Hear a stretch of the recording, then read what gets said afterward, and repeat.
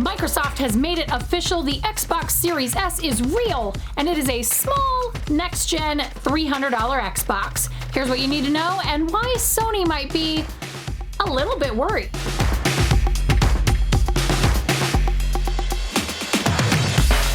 Okay, in the late hours of Labor Day, tech reporter Brad Sams dropped an incredible scoop.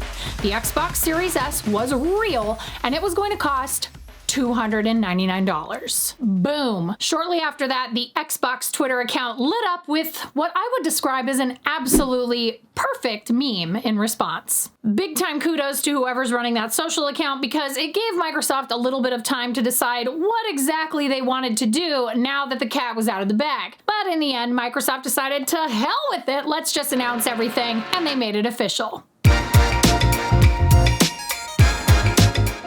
Series S, the smallest Xbox that's ever been made with an equally small price point, especially for a next-gen launch console. Let's hit the specs.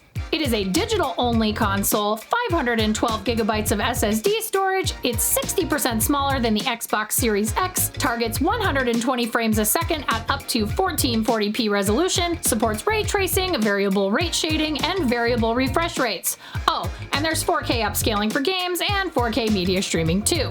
We also found out when it would drop. November 10th. During the Xbox Game Showcase back in July, that date was when Destiny 2 was slated to hit Game Pass, making it a prime candidate for a launch date. And that's now confirmed by Microsoft in the Series S promo video. As I mentioned earlier, the Series S is going to cost $299, while the Series X is rumored to come in at $499. So the Series S is a direct competitor for the Nintendo Switch now, and the Series X is going to be a direct competitor for the PlayStation 5. I mean, this is fighting all of your enemies at once, Microsoft. You guys are like Captain America in that elevator scene. God, I love that scene. Anyway, back to the consoles. I will say though, I think the most interesting rumor is that the Series S and X will be available to purchase via Xbox All Access in a monthly payment plan. So $25 for the Series S and $35 for the Series X. That's a really interesting move if it's true. To speculate just a little bit, most AAA titles are about $60 on release. So for less than the cost of that per month, less than one game per month, you're getting access to all of the Game Pass library, and you have a console, a next-gen console. That's a killer deal on Microsoft's part.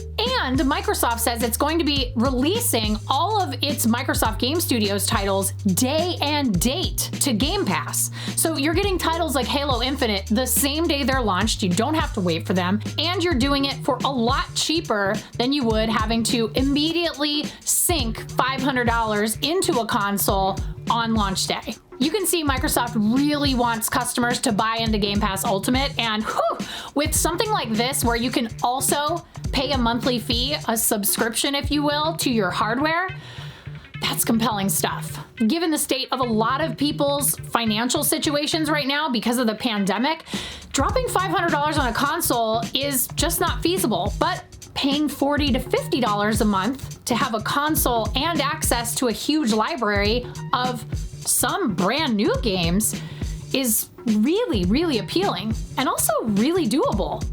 So what does this mean for the other console manufacturers? Okay, so Nintendo, I think, has been marching to the beat of its own drum, band, orchestra universe for a long time now, since the launch of the Wii. And I'm not really sure if Microsoft's Series S is going to put pressure on them as a company to do anything differently. I mean, the Switch is what it is, right? But Sony, on the other hand, I think has to be at least sweating one or two bullets. It seems much less interested in building out its PlayStation Now streaming service and making sure that its newest slate of studio-made games are on it day and date. It also hasn't announced that they're going to have an installment plan for the hardware, or at least we haven't heard anything about that, not even rumors. And lastly, it seems perfectly content to just do the same thing it's done every single console generation, which is launch great exclusive titles and say, that's the reason to come to PlayStation, which never change a winner. I totally get it. That is fine. And that's a strategy. You can do that. But the landscape of games is changing so rapidly at this point with the advent of cloud gaming and streaming that I think Microsoft actually has an advantage here, a real advantage. If you've been on the fence about picking up an Xbox in the next console generation, the Series S has to tip you at least a little bit toward yes, right? Microsoft says we're going to get more details soon, which I assume means they're going to talk a little bit more about that rumored installment plan that we just discussed. Now, how do you think Sony should respond to a $299 Xbox? Drop that down in the comments and be sure to subscribe and check out our previous Xbox coverage, like Jeff Bakalar's walkthrough of the project formerly known as xCloud. Until next time, be good humans.